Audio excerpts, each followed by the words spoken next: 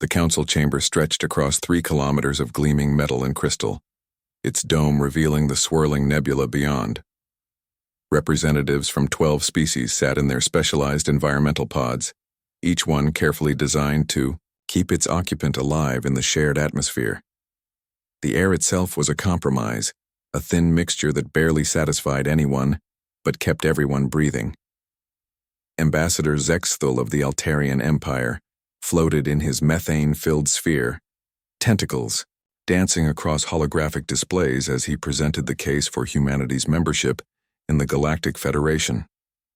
His voice came through the translation matrix as a series of musical tones that the chamber's computers converted into words. The species calls itself human, Zexthul explained, his tentacles highlighting star charts showing Earth's location in what the galaxy considered a backwater region. They achieved basic fusion technology approximately 50 Earth years ago, and have recently developed primitive, faster-than-light communication. Their application for Federation membership follows standard protocol for pre-FTL civilizations, seeking protection and trade opportunities. Council President Vorthak shifted in his crystalline housing, light refracting through his translucent body as he considered the data.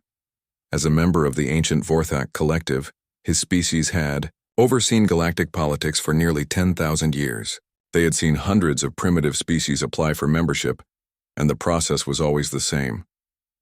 Their technological assessment? Vorthak asked, his voice resonating like wind chimes in a gentle breeze. Standard pre-FTL metrics, replied Counselor Yathara, her insectoid form clicking against her environmental pod's walls. Basic nuclear fusion, primitive AI constructs, chemical propulsion for local space travel. They have achieved limited genetic modification and basic nanotechnology. Typical development curve for a carbon-based species. The Netheran representative, existing as a cloud of gas within a containment field, pulsed with colors that indicated mild interest. Population status: approximately 8 billion individuals concentrated on their home world, Zexthul reported. No significant off-world colonies, though they maintain small research stations on their moon and nearby planets. Several council members exchanged glances at this information. 8 billion individuals on a single world suggested either remarkable planetary management or dangerous overcrowding. Most successful species had spread across multiple worlds long before reaching such numbers. Military assessment? Asked General Krekstar, whose armored exoskeleton gleamed with battle honors from the Outer Rim campaigns. Minimal space-based defensive capabilities, Zexthul replied. Their weapons technology appears focused on planetary conflicts. No evidence of orbital bombardment systems or fleet combat doctrine. Standard recommendation is immediate technology sharing in exchange for resource access and compliance with Federation law. At that moment, the chamber's communication system chimed with an incoming transmission. The main display screen shimmered to life, revealing the bridge of a human vessel. The image quality was poor by Federation standards, slightly grainy with occasional static bursts that suggested primitive transmission equipment. Captain Jake Morrison sat in what appeared to be a simple command chair surrounded by basic control, panels covered in physical switches and small screens. His uniform was a practical dark blue fabric with minimal decoration, and his appearance was unremarkable by galactic standards. Behind him, other humans worked at various stations, their movements efficient but unhurried. Galactic Council, this is Captain Morrison of the UES Constitution, the human said, his voice carrying clearly through the translation matrix.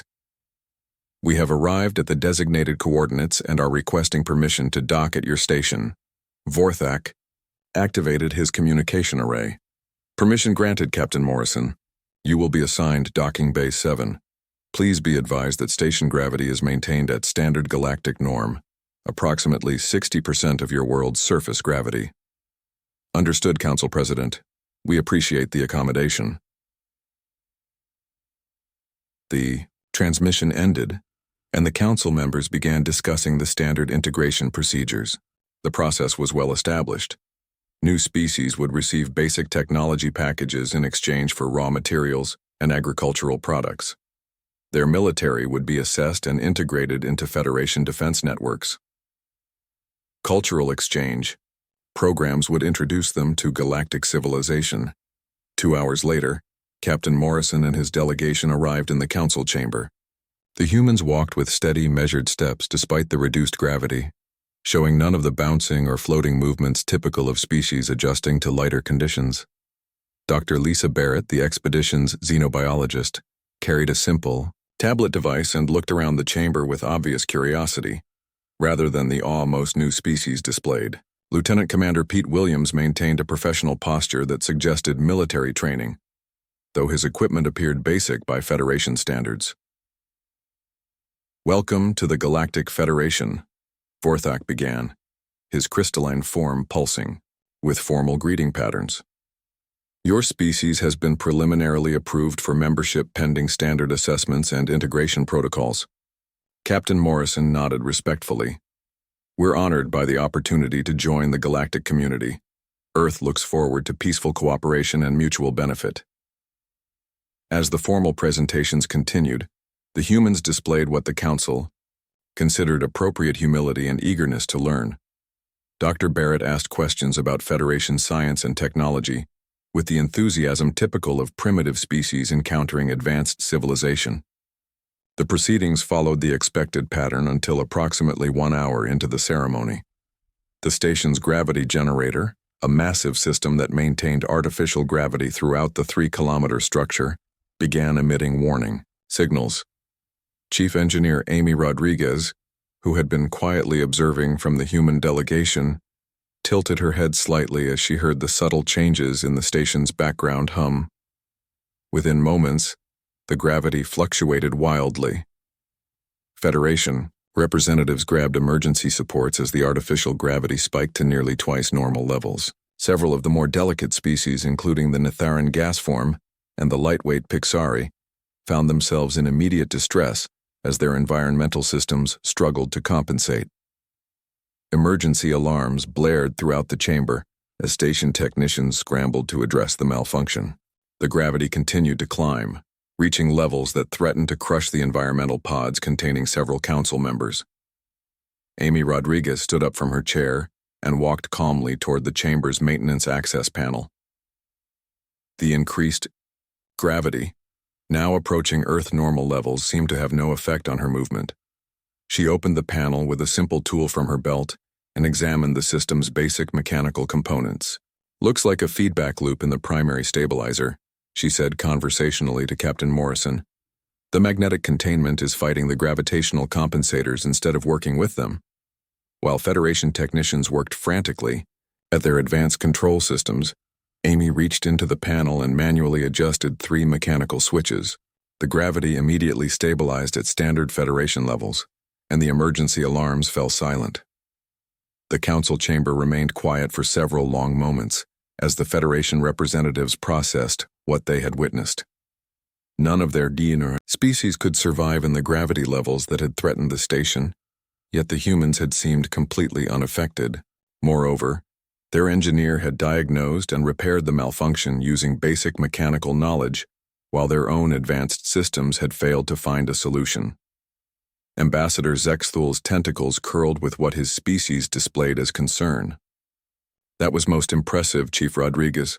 Your species appears well adapted to high-gravity environments." Amy shrugged casually. "Earth's gravity is about 60% higher than your station normal. This felt like a light day at the office." The implications of this simple statement rippled through the council chamber like shockwaves. A species that considered crushing gravity levels to be comfortable working conditions suggested capabilities far beyond their preliminary assessments had indicated. Council President Vorthak made a mental note to request a complete revision of humanity's technological and biological assessment. Perhaps these newcomers required more careful evaluation than initially assumed. 3 weeks after the ceremony at the council station, Survey Leader Click Tar received his assignment from the Federation Science Division. His insectoid form clicked with satisfaction as he read the mission parameters on his data pad. A routine, planetary survey of the human homeworld, designated as Sol 3 in Federation records but called Earth by its inhabitants. The mission seemed straightforward enough. The Galactic Federation always conducted thorough surveys of new member worlds to catalog resources, assess population distribution, and verify the accuracy of preliminary reports. Kliktar had performed dozens of such surveys during his career, and they followed a predictable pattern. His vessel, the Harmony's Edge, was a standard Federation exploration ship designed for long-range reconnaissance. The crew consisted of 12 specialists from various member species, each selected for their expertise in different aspects of planetary analysis. Dr. Nethvar, a gaseous Netheran, would handle atmospheric composition studies. The amphibious aquari scientist Glubwet specialized in oceanic surveys. Yexlin from the Crystalline Vorthak Collective would analyze geological formations. As the Harmony's Edge approached the Sol system, Kliktar reviewed the preliminary data collected during humanity's first contact. The reports described a typical Class M world with basic agriculture, scattered settlements, and primitive industrial development. The population was concentrated in small cities connected by simple transportation networks, standard pre-FTL civilization markers, nothing unusual. But as their ship crossed the outer edge of the solar system, the sensor arrays began detecting something unexpected. The electromagnetic spectrum around Earth blazed with artificial signals. Radio transmissions, microwave communications, and digital data streams filled the space around the planet with a constant chatter of information. Survey Leader called out Specialist Vex2 from the communication station, his forearms working frantically over multiple control panels. I am detecting massive communication traffic in this system. The signal density is unlike anything in our databases. Kliktar approached the sensor station, his compound eyes focusing on the readouts.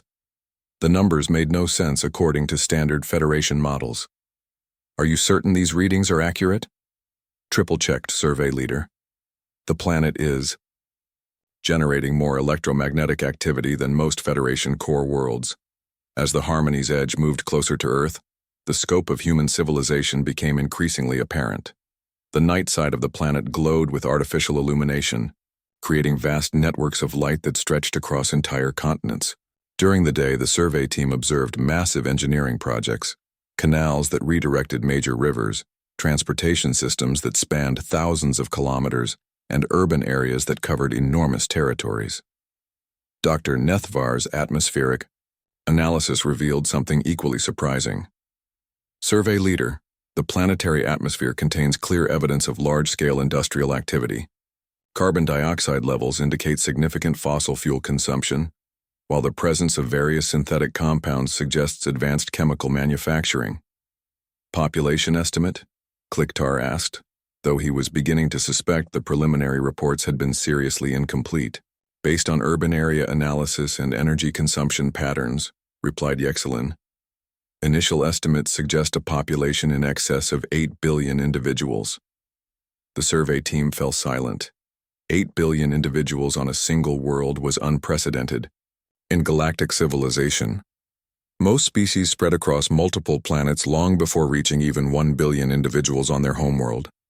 The logistics of supporting such a population suggested either remarkable planetary management capabilities or unsustainable resource depletion. Perhaps we should conduct direct observation, suggested Glubwet, his aquatic form rippling with concern.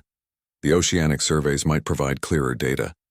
Kliktar authorized the deployment of several covert observation drones, sophisticated devices designed to study primitive civilizations without revealing Federation presence. The drones would operate in stealth mode, gathering detailed information about human society and technology levels. Meanwhile, Dr. Ben Carter was conducting deep-sea research in the Mariana Trench, 11 kilometers below the Pacific Ocean's surface.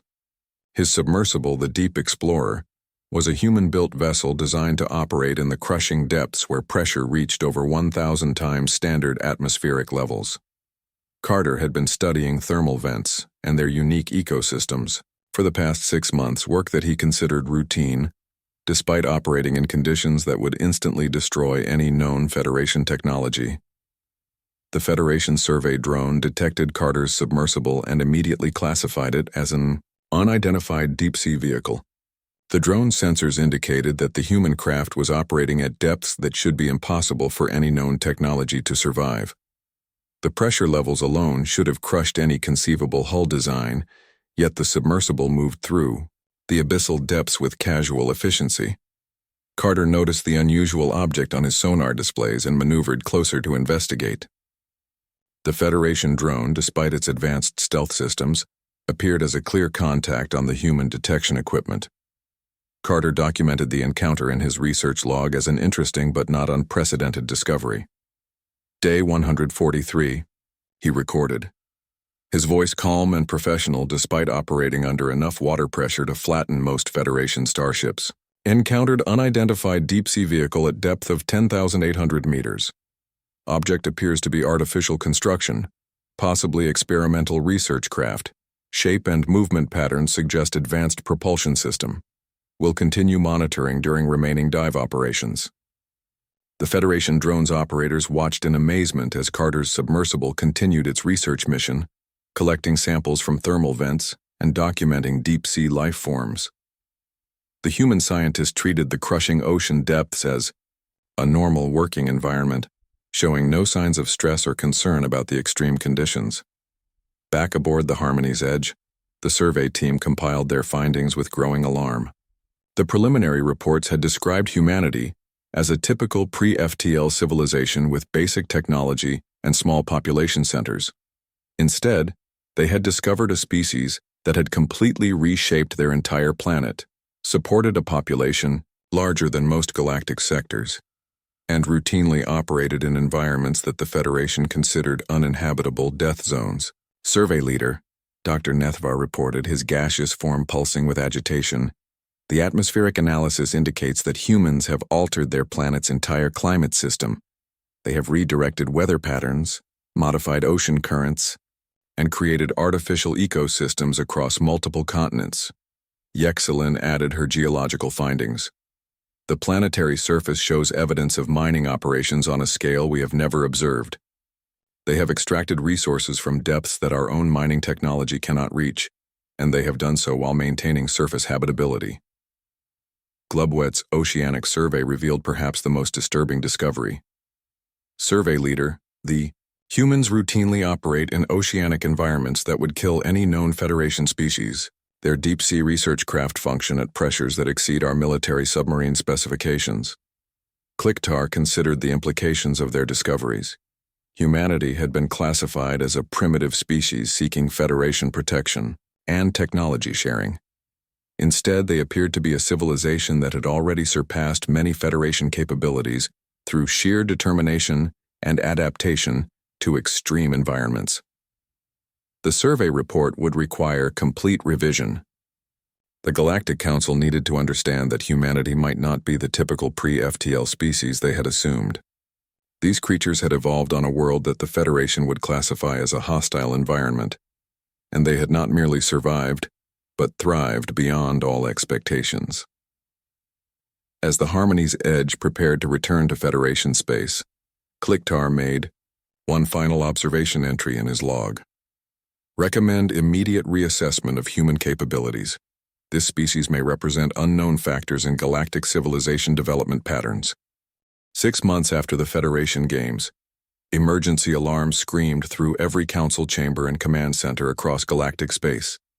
The von Neumann machines had awakened from their million-year slumber in the dead zones beyond the outer rim. These ancient self-replicating probes, left behind by a civilization that had vanished before most current species had evolved, began their programmed mission of consumption and expansion. Admiral Zefkor of the Combined Federation Fleet watched his tactical displays with growing horror as the mechanical swarm devoured entire star systems. The machines moved with ruthless efficiency, stripping planets of raw materials and using the resources to build more copies of themselves. Every attempt to engage them had failed catastrophically. Status report, Admiral Zefkor demanded, his scaled hide rippling with stress patterns that indicated barely controlled panic. 17 star systems consumed in the past month, reported his tactical officer, Commander Vixtel. The machines adapt to every weapon system we deploy against them. Energy weapons are absorbed and their power redirected to machine reproduction.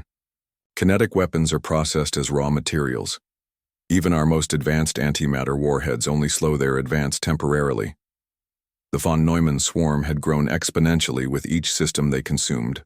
What began as a small cluster of ancient probes had become a vast mechanical plague that threatened to consume the entire galaxy. Federation fleets retreated in disorder, as their most powerful vessels were systematically destroyed or converted into machine components. In the emergency session of the Galactic Council, species representatives argued desperately about evacuation, procedures, and final defense strategies. The ancient archive spoke of these machines as a theoretical extinction-level threat, but none of the current civilizations possessed technology capable of stopping them. Council President Vorthak's crystalline form pulsed with emergency patterns as he addressed the assembly. All military options have been exhausted. The combined fleet estimates complete galactic consumption within 2 standard years. We must begin immediate evacuation of core worlds and prepare for species survival protocols.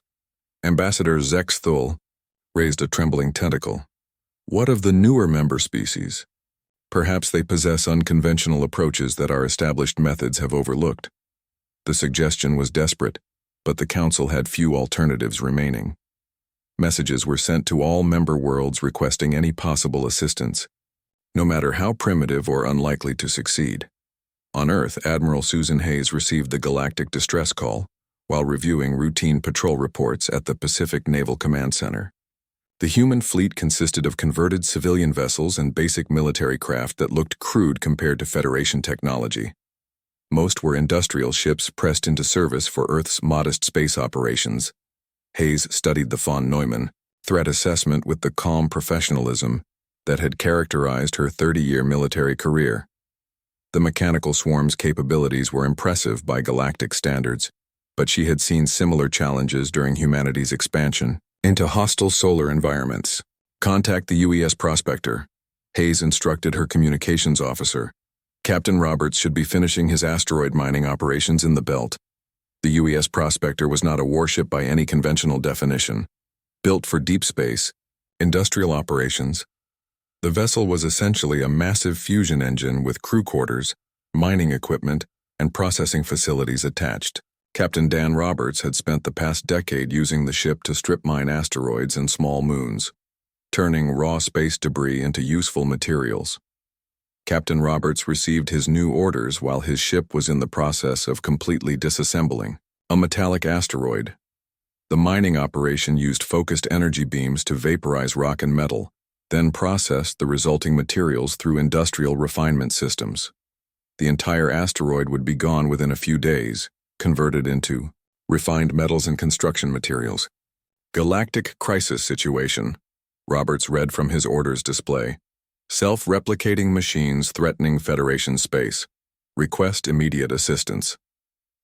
Roberts called his chief engineer Lucy Chen to the bridge to review the technical specifications of the von Neumann threat.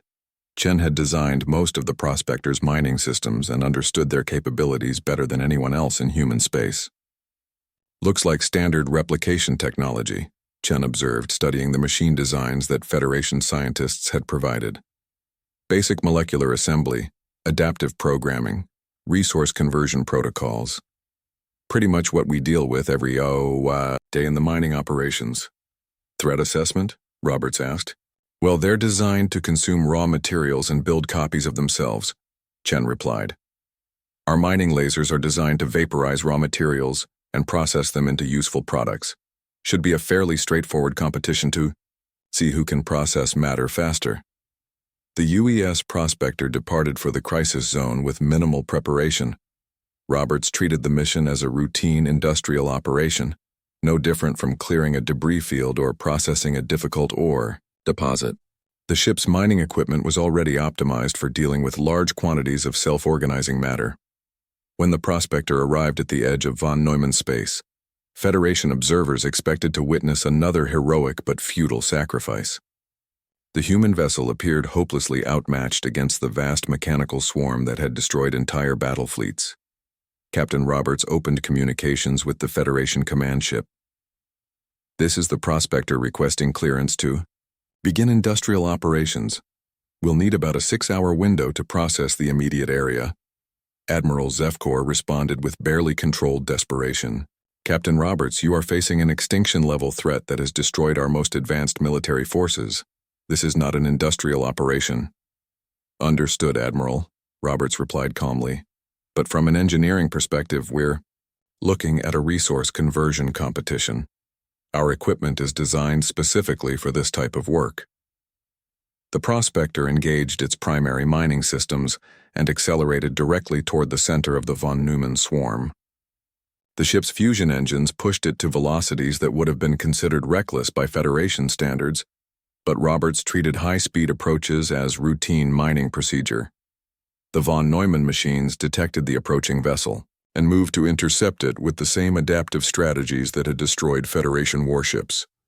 They expected to encounter advanced military technology and began preparing countermeasures for energy weapons, kinetic bombardment, and antimatter devices. Instead, they met Captain Roberts's primary mining laser, a focused energy beam designed to vaporize entire asteroids in minutes. The beam cut through the machine formations like a knife through paper, not because it was a superior weapon, but because it was an industrial tool operating at power levels that made military weapons look like toys. The von Neumann machines attempted to adapt to the mining laser, but their replication systems could not keep pace with the prospector's material processing capabilities. While they tried to build new machines, the human ship was already converting their raw materials into refined products and useful components. Lucy Chen monitored the operation from her engineering station with professional satisfaction.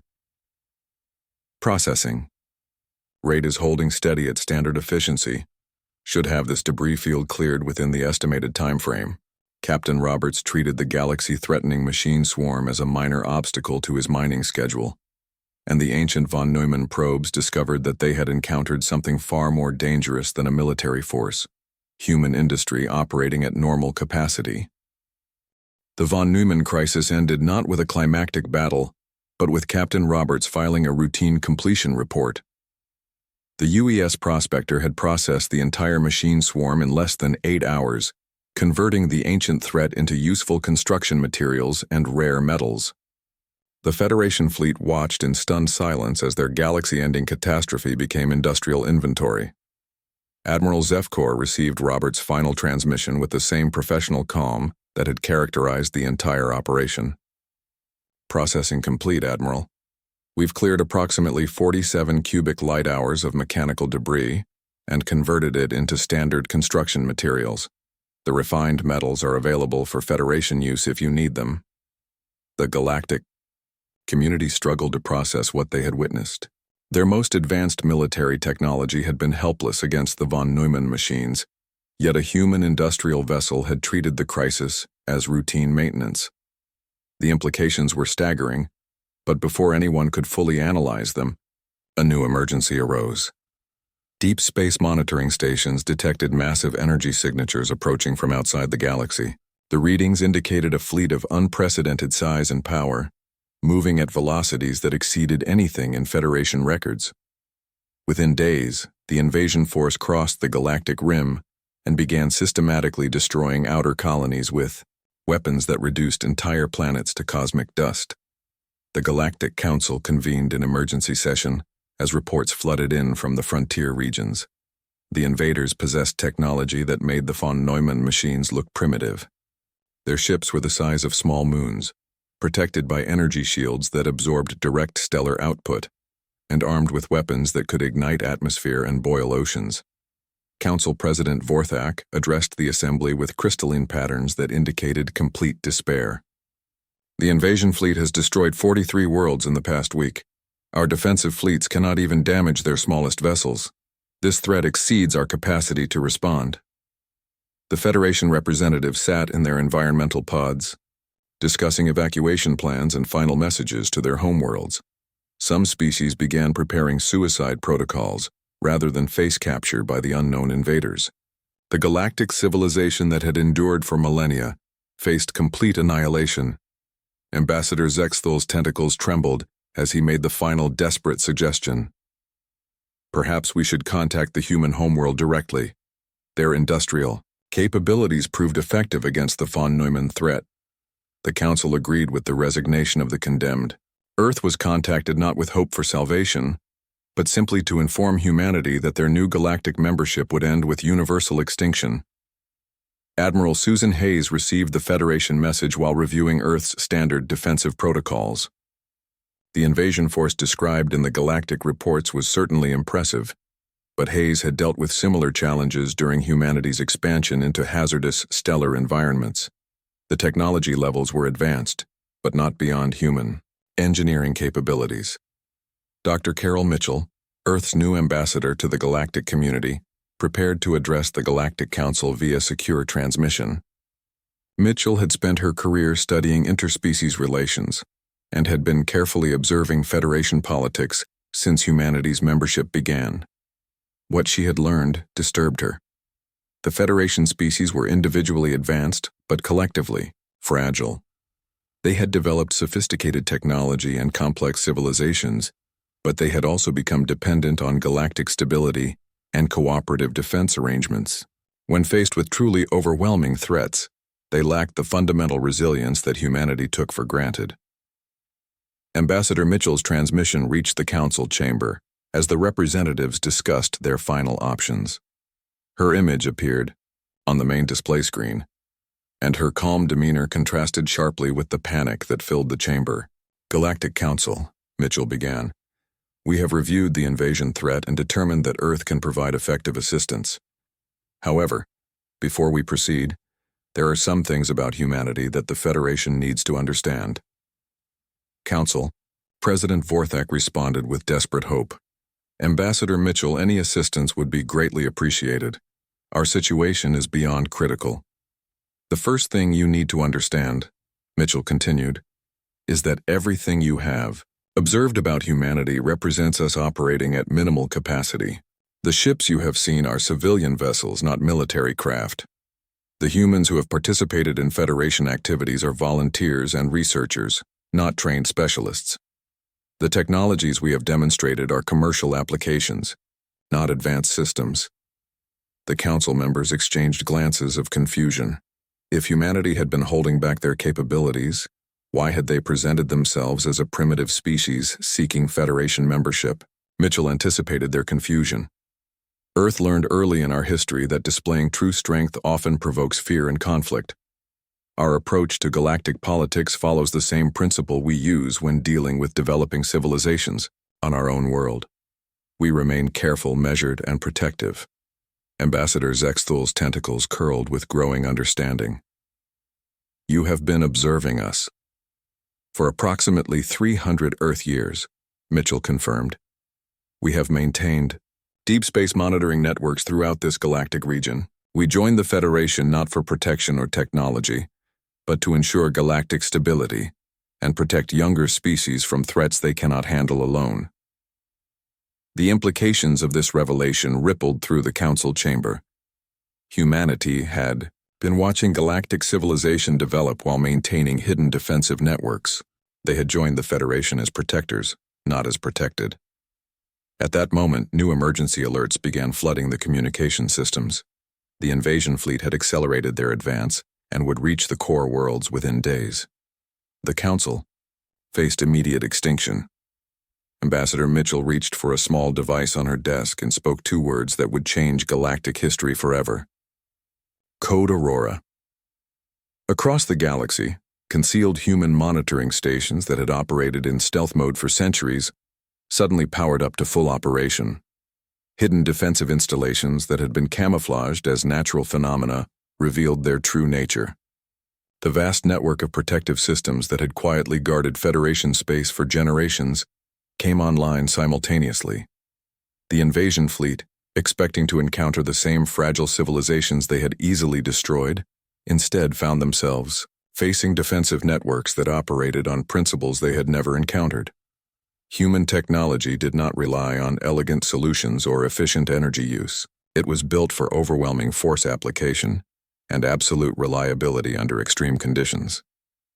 From Earth's solar system, massive vessels began emerging that dwarfed anything the galaxy had ever seen. These were not exploration ships or industrial craft but humanity's actual military fleet. Ships designed for warfare against opponents who possessed galaxy-ending capabilities, built by a species that considered hostile environments to be normal operating conditions.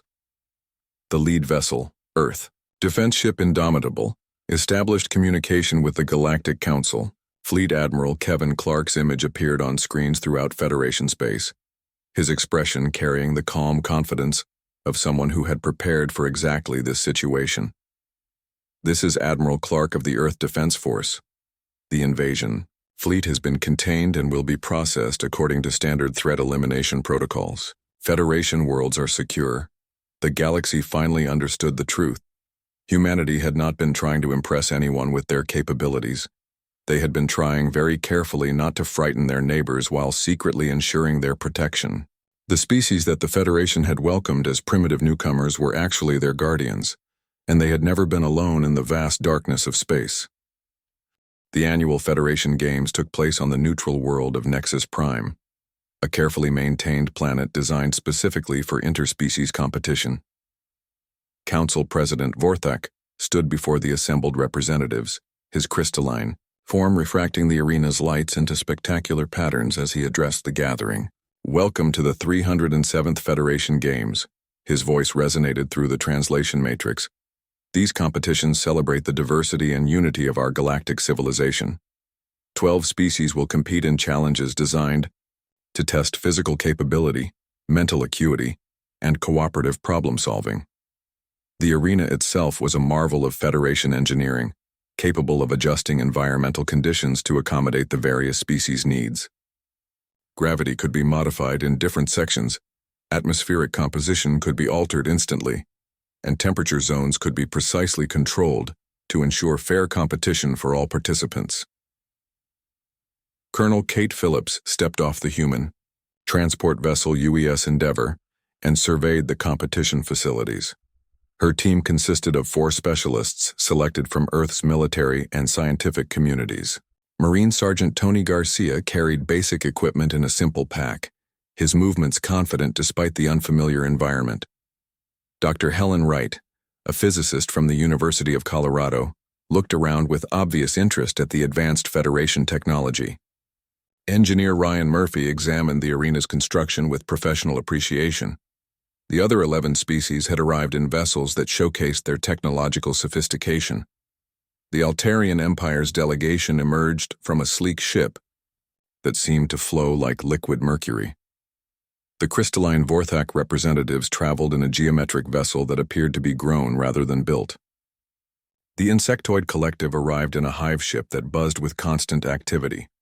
Each species brought specialized equipment designed for the competition challenges.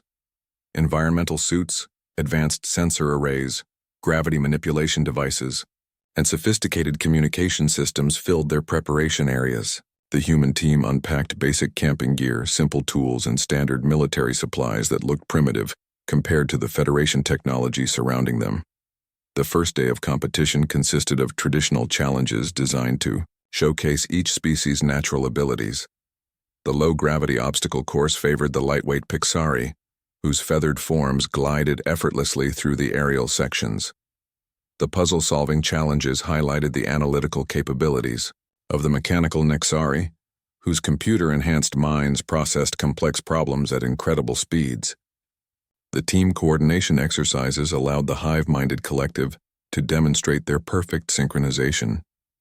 Humanity performed adequately in these events, placing consistently in the middle ranges of the competition. Colonel Phillips and her team adapted to each challenge with steady competence, showing neither particular excellence nor obvious weakness. The Federation observers noted their performance as typical for a newly integrated species still learning galactic standards.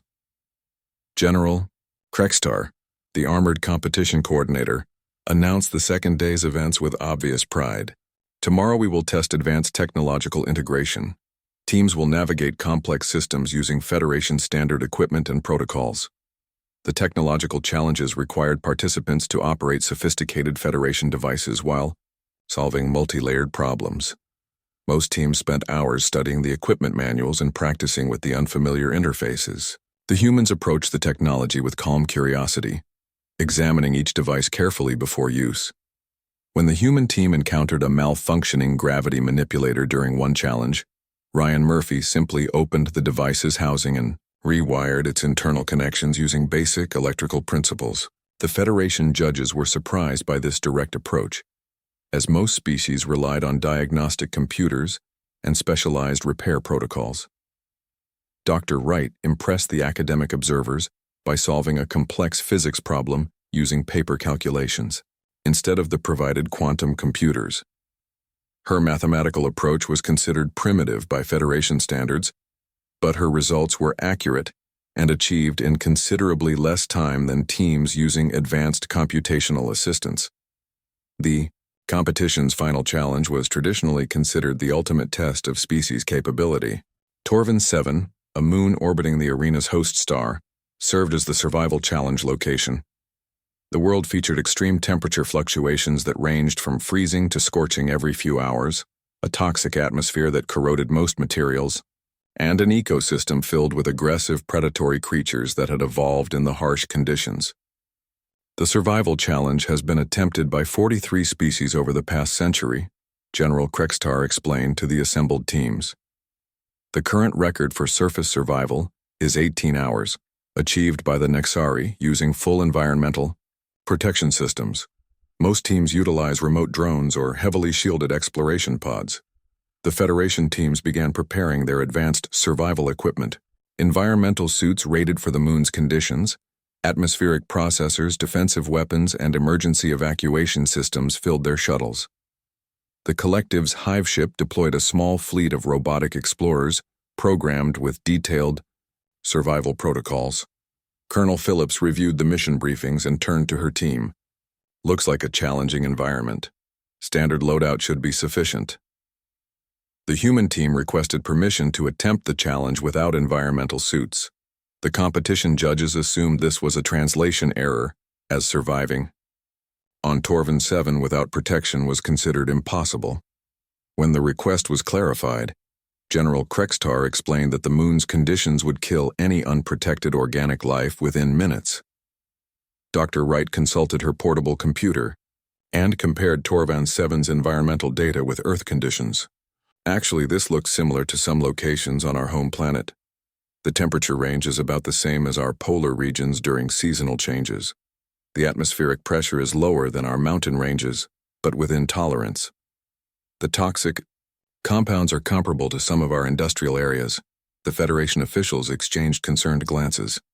No known species could survive Torvin 7's conditions without technological assistance. Yet the humans were comparing the deadly moon to routine locations on their homeworld. The human team descended to Torvin 7's surface in a basic transport shuttle and established a landing site near the equatorial region where conditions were considered most survivable. They set up a simple camp using equipment that appeared primitive compared to the massive technological installations deployed by other teams. Within hours, while other species struggled to maintain their protective systems against the moon's hostile environment, the humans were exploring the local area with casual efficiency. Sergeant Garcia tracked and documented several of the native predators, treating them as interesting wildlife rather than deadly threats. Dr. Wright collected atmospheric and geological samples using simple scientific instruments. Ryan Murphy identified several useful minerals in the local rock formations and began setting up a basic extraction operation using portable mining equipment. The team treated the survival challenge as an opportunity for resource gathering and scientific research. As the hours passed, Federation observers watched in amazement as the humans not only survived on Torvin 7, but appeared to be thriving. They established a permanent base camp, cataloged the local ecosystem, and began small-scale terraforming operations to improve the immediate environment around their landing site. After 3 days on the moon's surface, Colonel Phillips contacted the competition coordinators to report their status. Day 3 on Torvin 7. Team is in excellent condition and ready to continue operations for extended duration if required. We've established a sustainable base and completed preliminary surveys of the surrounding region. The galactic audience watched in stunned silence as the humans treated their most impossible challenge world as what Colonel Phillips described as a mild camping trip with interesting scenery.